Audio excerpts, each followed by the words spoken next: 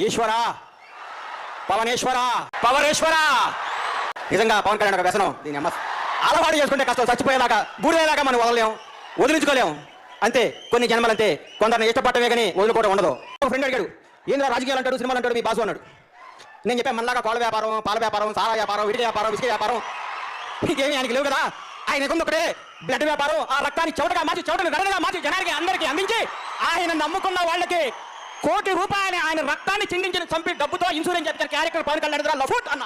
జై హనుమాన వీణ గుణసాగర జయ కపిలీస తిలోగర రామదూత అతను అంజనీ పుత్ర పావన సుతరామ అన్నారు. అంజనీ పుత్ర పావన సుతరామ. ఊరికే ఎవరికి రాదు. అందరూ పుడతారు, చచ్చిపోతారు, పుడతారు, చచ్చిపోతారు. ఒకళ్ళే కొందరు చరిత్రలో ఉంటారు. రోజుకు 18 గంటలు పనిచేస్తూ సినిమా వెనకాల సినిమా పెడుతూ ప్రత్యక్షంగా 1200 కుటుంబాలకు డైరెక్ట్ గా నిజాయితీతో కూడిన కుటుంబాలను పరికిస్తున్నాడు. అది పవన్ కళ్యాణ్. నేను 100 సార్లు అనుకున్నా, హీరో గారి దగ్గరికి వెళ్ళి ఏదో ఒకటి మాయ చేయొచ్చు, అబద్ధం చెప్పి ఏదో సెట్ చేద్దాం అనుకుంటా. మన వల్ల కాదు.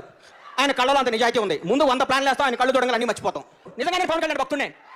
7 గంటల వాడికి అన్నవయ్య, శివయ్యకి భక్త కన్నప్ప, శ్రీరాముడికి హనుమంతుడు, పవన్ కళ్యాణ్ బండ్ల గణేష్ అని సగర్వంగా చెప్పుకుంటా బాంచారు. ఒక ఆయన పవన్ కళ్యాణ్ ఇట్లా వెళ్తున్నాడు, చాలా పొగరన్నాడు ఎయిర్పోర్ట్లో. కరెక్ట్, ఆయన పొగరే. ఎంత పొగరంటే ఆగర్భ శత్రు దేశం పాకిస్తాన్ గడ్డ మీద పడిపోయి వారు చిత్రహింసలు పెడుతూ అడిగిన ప్రశ్నలకు అవి నా దేశ రహస్యాలు చెప్పను కాక చెప్పనని చెప్పిన వింగ్ కమాండర్ అభినందన్ గొట్టమాన్ మీద పెట్టుకున్నంత పడుతుందని చెప్పా. భారత మాత ముద్దు బిడ్డ మరాఠా యోధుడు ఛత్రపతి శివాజీ కత్తి భవనానికి ఉన్నంత పొగరుందని చెప్పా. చూస్తే పరిగెత్తున్నాడు పట్టుకున్నా. అన్నిటికంటే అందరికంటే దిక్కులు పిక్కటిల్లాగా power star, power star, power star అనేసి పవన్ కళ్యాణ్ అభిమాని గుండెకున్నంత పొగరుందిరా లఫాట్ అని చెప్పా. My name is Bandla Ganesh.